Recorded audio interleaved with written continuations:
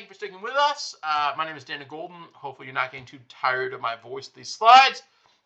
Today, hopefully, we're going to finish up market design. I'm going to start off with something that's been big in this field lately, and something that's been a lot of discussion at FERC, Federal Regulatory Commission, is the expanded minimum offer price rule.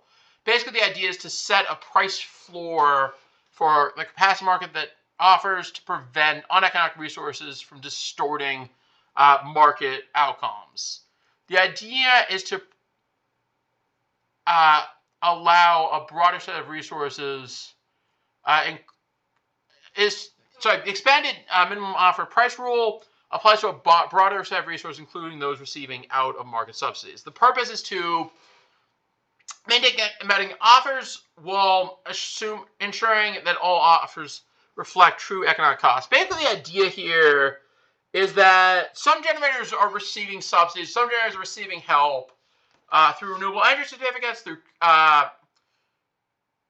subsidies at the federal level, through all sorts of things, and they're also receiving the capacity payments. And PJM rightly is saying, guys, you're going to be here anyways. You clearly have enough money. Why do you also need capacity payments? And the generators are saying, well, we need the capacity payments. And the PJM is saying, well, I just don't believe you. We're going to set a price floor. We're going to prevent uneconomic resources from distorting market outcomes and taking more capacity payments than are necessary. So the scope of the expansion applies to state-supported clean energy resources, including wind, solar, and nuclear. So we're expanding the minimum offer price rule to them, and it includes exemptions for certain self-supplied demand response resources, which we just talked about just now, people who are the load-serving entities that are opting out. So critics say it undermines support of clean energy, but supporters claim that preserves market integrity and reliability. So the effects of expanded minimum offer price rule on PJM's capacity market, the impacts, it increases the cost because it can raise clearing prices, because it can raise the end bid, but it can lead to over procurement. But it also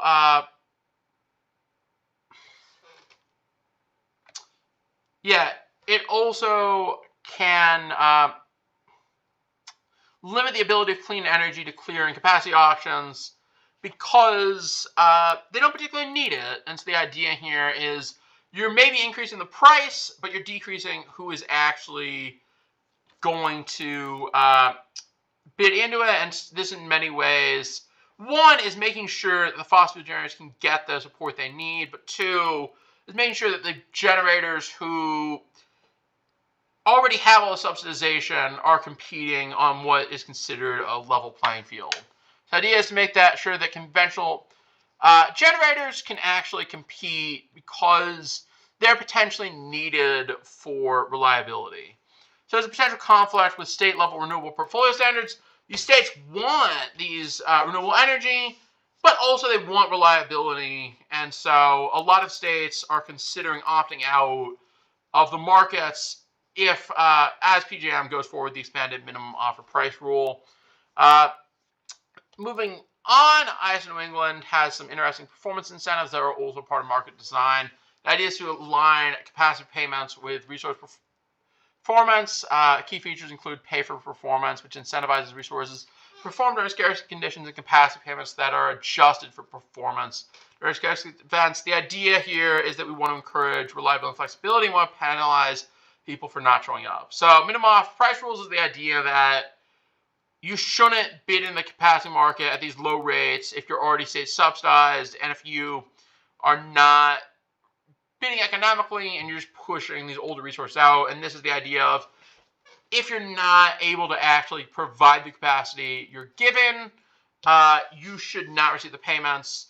Anyone can bid in, but if you're not, you better put up or shut up. And you better be there when you're called upon. So capacity performance payments in cone. Performance payments is equal to the actual performance minus the capacity obligations times the performance payment rate. the actual performance of the electricity produced during a scarcity event, and the capacity obligation is how much electricity you committed to. So if this is more, you get a benefit, and the performance payments rate is a monetary value tied to the system reliability needs.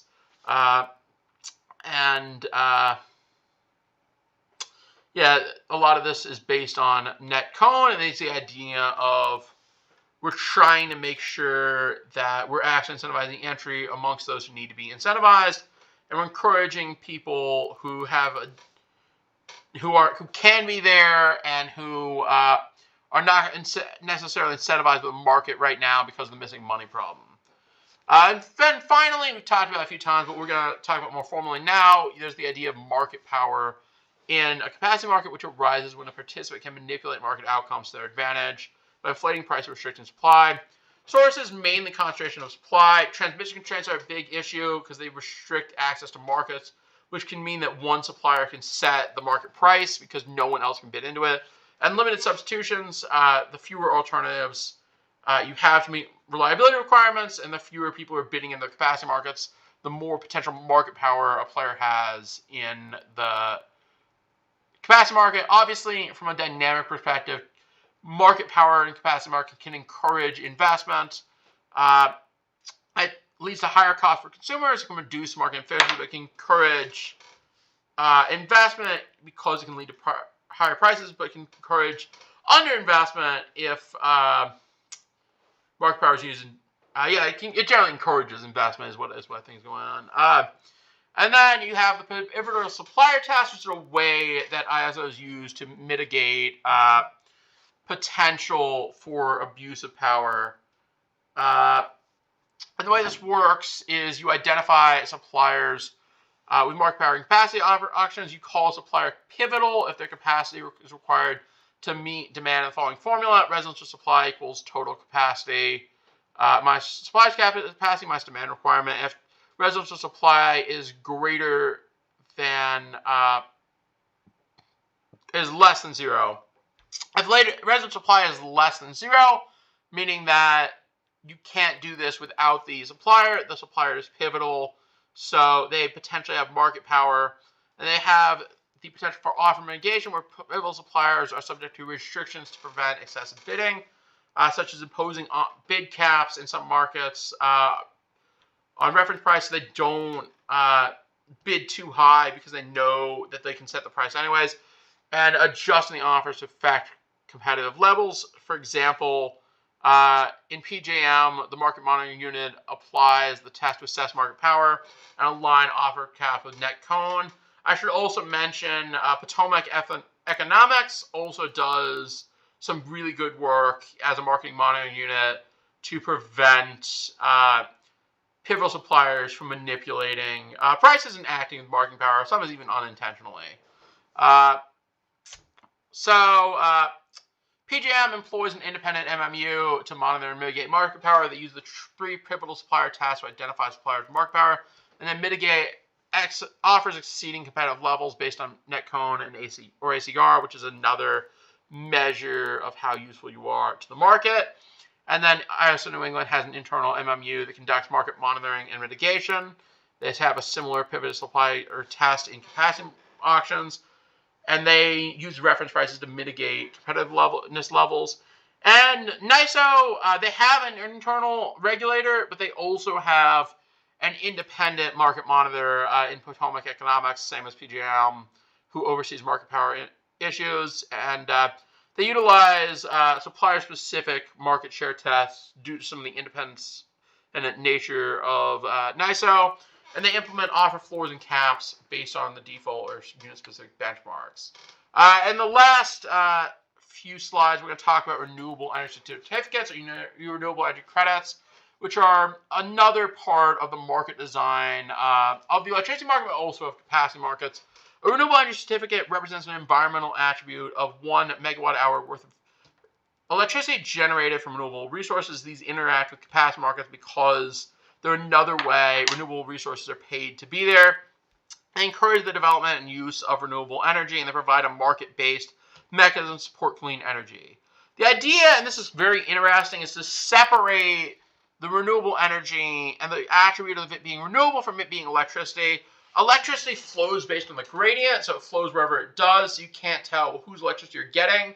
So now the suppliers of renewable energy credits are separating the electricity from the aspect of renewable, which allows you to specifically buy renewable energy for renewable portfolio standards and meet voluntary sustainability goal. So that is to separate environmental attributes from physical delivery of energy, and this allows you to have a better accounting of how much renewable energy is being produced and who actually can count it towards the renewable portfolio standards. Interesting enough, this is how businesses are able to say they're carbon-free. This is how the federal government, assuming, I don't know where Biden's carbon-free and electricity goals for the Department of Defense and the rest of the federal government are going. I'm guessing they're probably going away. Assuming they stay, a lot of this is going to be done through RECs, because you need a way in the open market to say, this is my power. One way to do that is through purchase power agreements, but the other way is through RECs, where you say, I'm buying the renewable power, the electricity goes where it goes. And then, of course, there are two types of RECs. There are compliance RECs, which are used to meet regulatory requirements, particularly for renewable portfolio standards, which are usually set at the state level, and say you must build or use a certain amount of renewables in your electricity. And next are voluntary RECs, which are purchased by organizations to meet self-imposed clean energy goals.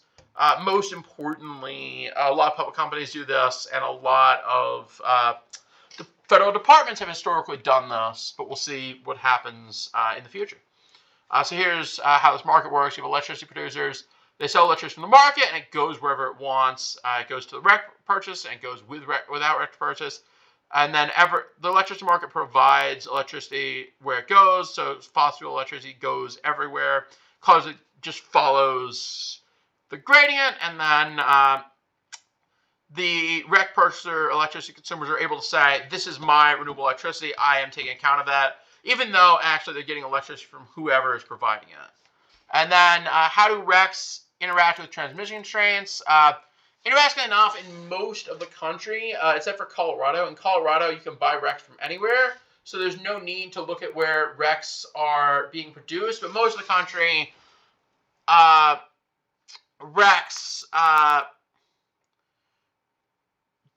are restricted to be sold to only the place where RECs are eligible, usually meaning that RECs can only be bought in states or markets where there's transmission capacity, where that electricity at least could have come to that market.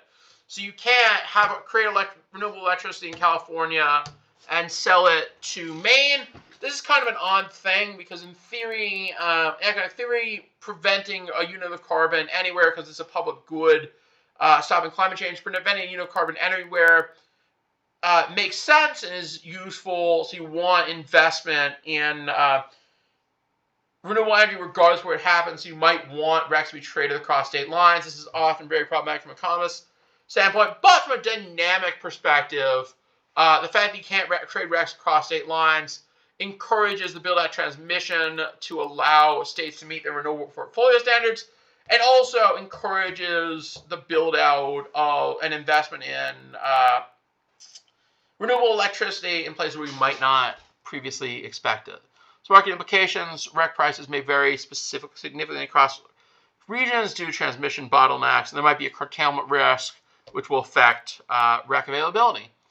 And of course, transmission infrastructure is often expanded to support renewable integration because in order to meet renewable portfolio standards, you have to be able to buy the RECs. In order to buy the RECs, you have to be able to prove, in most cases, that you actually have the ability to buy from that location. And I'm going to leave it there. I hope you enjoyed market design, and stay with us for our last video of the course before the optional environmental justice unit on the Texas alternative. Thank you.